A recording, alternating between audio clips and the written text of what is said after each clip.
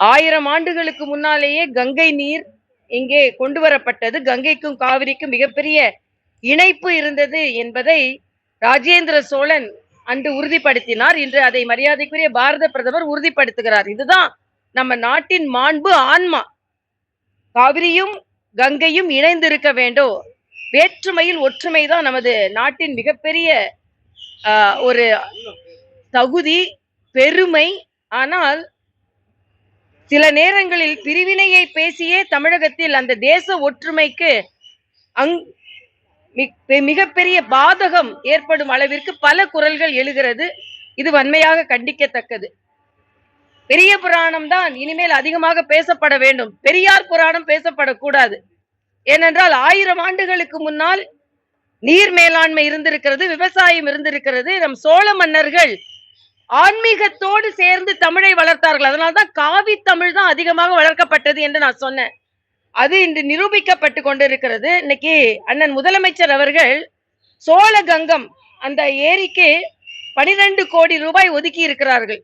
இப்போ அந்த கவனமே மரியாதைக்குரிய பாரத பிரதமர் வருகிறார் என்பதற்கு பின்புதான் கங்கை கொண்ட சோழபுரத்திற்கே தமிழக முதலமைச்சரின் கவனமே வந்திருக்கிறது என்பதுதான் ஆச்சரியமான ஒன்று. ஆக தமிழகத்தை பற்றி தமிழக முதலமைச்சர் சிந்திப்பதை விட மரியாதைக்குரிய பாரத பிரதமர் அதிகம் சிந்திக்கிறார் என்பதற்கு இந்த பயணமே ஒரு உதாரணம். நான் கேட்கிறேன், வீடு வீடா செல்லுங்க, வீட்டுக்கு போய் பாஜக செய்ததை சொல்லுங்க அப்படின்னு சொல்றாங்க. இன்னையிலிருந்து 4300 கோடி ரூபாய் மரியாதைக்குரிய பாரத பிரதமர் தமிழகத்திற்கு மிகப்பெரிய திட்டங்களை கொண்டு வந்திருக்கிறார் என்பதையும் உங்களுடன் ஸ்டாலின் என்று வீடு வீடாக செல்லுகின்ற திராவிட முன்னேற்ற கழகத்தை சார்ந்தவர்கள் சொல்லணும். ஏனென்றால் ஏதோ துரோகம் விளைவித்து விட்டார்கள், அதனால் அதை போய் சொல்லுங்கள். சொல்லும் போது நல்லது செய்யும் போது சொல்லுதானே செய்யணும். இன்னைக்கு பாராளுமன்றத்துல இன்னைக்கு டயாலிசிஸ் 38 மாவட்ட தலைநகர மருத்துவமனைகளில் 1,46,000 டயாலிசிஸ் தம்பி 1,46,000 டயாலிசிஸ் மத்திய அரசின் உதவியினால் செய்யப்பட்டிருக்கிறது என்பதும் 1600 கோடி தமிழகத்தில் உள்ள மருத்துவ திட்டங்களுக்கு ஒதுக்கப்பட்டிருக்கிறது என்றும் செய்தி. ஆக அதையும் போய் வீடு வீடா சொல்லுங்க. ஆக ஏதோ ஒண்ணு கொடுக்கல வீடு வீடா போய் சொல்ல போறேன் என்று சொல்லிக் கொண்டிருக்கும் போதே மத்திய அரசிடம் இருந்து இது இப்ப வந்ததுதான். இதற்கு முன்னால் எவ்வளவோ 10 லட்சம் கோடி உதவிகள் வந்துவிட்டது. அண்ணன் ஸ்டாலின் பூரண உடல்நலத்தோடு திரும்ப வேண்டும் என்று நான் இறைவனை பிரார்த்திக்கிறேன். ஆனா அதே நேரத்துல உங்களுடன் ஸ்டாலின் என்று தனியார் மருத்துவமனையில உட்கார்ந்து கொண்டு காணொலி மூலம் மக்கள்கிட்ட பேசுறதை விட அரசாங்க மருத்துவமனையில உங்களோட ஸ்டாலின் என்று அரசாங்க மருத்துவமனையில சென்று சிகிச்சை எடுத்துக்கிற ஆஞ்சியோகிராம் அங்க இல்லையா? ஏன் இந்த கேள்வியை கேட்கிறேன் என்றால், இது எனக்கு எந்த பாராபட்சமும் இல்லை. நான் டாக்டர் தான். ஆனா அரசாங்க மருத்துவமனையில் வருபவர்களுக்கும் தனியார் மருத்துவமனைக்கு வருபவர்களுக்கும் அதே மாதிரி சிகிச்சை இருக்க வேண்டும் என்பதுதான் ஒரு அரசாங்கத்தின் நோக்கம். அப்ப அமைச்சர்கள் ஒரு ராஜேந்திர பாலாஜியோட செந்தில் பாலாஜியோட தம்பி வெளியூருக்கு போறாராம், வெளிநாட்டுக்கு போறாராம். செந்தில் பாலாஜி தம்பிக்கு இங்கே சிகிச்சைகளில அவருக்கு நம்பிக்கை இல்லை. அப்ப யாருமே அரசாங்க மருத்துவமனைக்கு போக மாட்டோம், நாங்க வெளிநாடு போவோம், இல்லைன்னா வேற மருத்துவமனைக்கு போவோம்னா மரியாதைக்குரிய பாரத பிரதமர் அரசாங்க மருத்துவமனைக்கு தான் சென்று தடுப்பூசி போட்டுக் கொண்டார்கள்.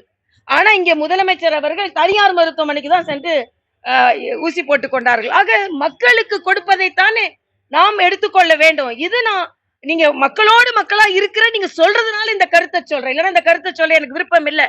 சிகிச்சை பற்றியோ உடல்நலம் பற்றியோ நான் பேச விருப்பப்படல. ஆனா உங்களுடன் ஸ்டாலின் என்று சொல்லும் பொழுது மக்களுக்கு எல்லாம் கொடுத்துட்டேன் என்பது மக்களுக்கும் அதே போன்ற சிகிச்சை கிடைத்திருக்க வேண்டும் என்பதை ஆதங்கத்தை மக்களுக்காக நான் இங்கே பதிவு செய்கிறேன். அதே மாதிரி இன்னைக்கு மரியாதைக்குரிய நமது சுகாதாரத்துறை அமைச்சர் திருட்டெல்லாம் இல்ல, கிட்னி திருட்டெல்லாம் இல்ல, அது ஒரு முறைகேடு. நான் கேட்கிறேன், ஒருத்தர் திருட நம்ம வீட்டுக்கு வந்துட்டா திருடெல்லாம் இல்ல ஏதோ கொஞ்சம் எடுத்துட்டு போயிட்டான் அப்படின்னு சொல்லுவோமா? எவ்வளவு பெரிய பிரச்சனை நடந்து கொண்டு இருக்கிறது.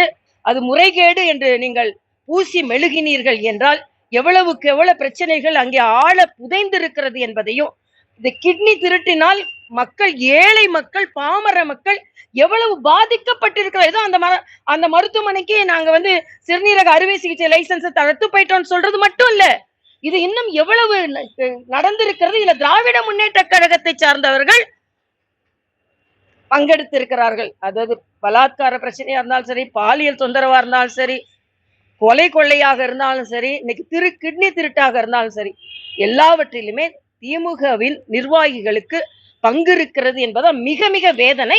அப்படி இருக்கும் போதுதான் அந்த இன்வெஸ்டிகேஷன் தான் இல்லாம அப்படி மூடி மறைக்கப்படும். எல்லாவற்றிற்கும் மேலாக பீகாரில் நடந்து கொண்டிருக்கின்ற சீர்திருத்தம், அது சீர்திருத்தம் இல்லையா, முறைகேடா. அதாவது இங்க கிட்னி திருட்டு கிடையாது, அது முறைகேடா. அங்க சீர்திருத்தம் நடைபெற்றுக் கொண்டிருக்கிறது. நீதிமன்றமே சொல்லிடுச்சு, இறந்தவர்களின் பெயர்கள் அதிகமாக பீகாரின் வாக்காளர் பட்டியலில் இருக்கிறது, அது நீக்கப்பட வேண்டும் என்று. நீதிமன்றம் சொல்ல, இவங்க என்னன்னா திமுக போன்றவர்கள் இறந்தவர்களின் வாக்காளர் பட்டியலில் இருந்தாலும் இவங்களுக்கு வசதி, அதை வைத்துதான் இவங்க வெற்றி பெறுகிறார்கள். அதனால அவங்கள நீக்கப்பட்டவுடனே இவங்க பதற்றம் அடைகிறார்கள். அது நேரடியாக முறைகேடான வாக்காளர் பட்டியல் திருத்தப்படுகிறது என்பதுதான். எல்லாத்தோட ஒரு பரிகசிக்க கூடியது என்னன்னா, ராகுல் காந்தி இன்னைக்கு சொல்றாரு, 15 வருஷத்துக்கு முன்னாலேயே சாதிவாரி கணக்கெடுப்பு நடத்தி இருக்கணுமா. எப்ப சொல்றாரு? இன்னைக்கு சொல்றாரு. ராகுல் காந்தி அவர்கள் இதுக்கு முன்னால எவ்வளவோ நடத்தி இருக்கணும். நீங்க எதையுமே செய்யலனாதான் இந்த நாடு இன்னைக்கு முன்னேறாம இருக்குது. ஆனா 11 ஆண்டு காலமாக இந்திரா காந்திக்கு அடுத்தபடியாக அதிக நாட்கள் இன்று வீறு நடை போடுகின்ற பிரதமராக நம் பிரதமர் இருக்கிறார் என்பது மகிழ்ச்சி. இன்னைக்கு சாதிவாரி கணக்கெடுப்பு நாங்க நடத்தினோம்னா 15 வருஷத்துக்கு முன்னாலே நடக்கணுமா. இப்படிதான் நீங்க எல்லாத்தையும் 15 வருஷத்துக்கு முன்னாலே நடத்திருக்க வேண்டிய வளர்ச்சியை இந்த நாட்டிற்கு கொடுக்கவில்லை. இன்று நீங்க திரும்பி பார்க்கறீங்க. நாங்கள் இன்று மற்ற நாடுகளை திரும்பி பார்க்க வைக்கிறோம் என்பதான் எனது கருத்து. நன்றி தம்பி. தமிழ்நாட்டில் வாக்காளர் பட்டியல் திருத்தம் வேணும்னு நினைக்கிறீங்களா? ஆமா, நல்லது. இப்ப எங்களோட தொகுதியில 40,000, டி நகர் தொகுதியில மட்டும் 20,000 வாக்காளர்கள் அன்னைக்கு இல்ல. தம்பி அண்ணாமலை அவங்க தொகுதியில 1 லட்சம் வாக்காளர்கள் காணாம போயிட்டு சொன்னாங்க.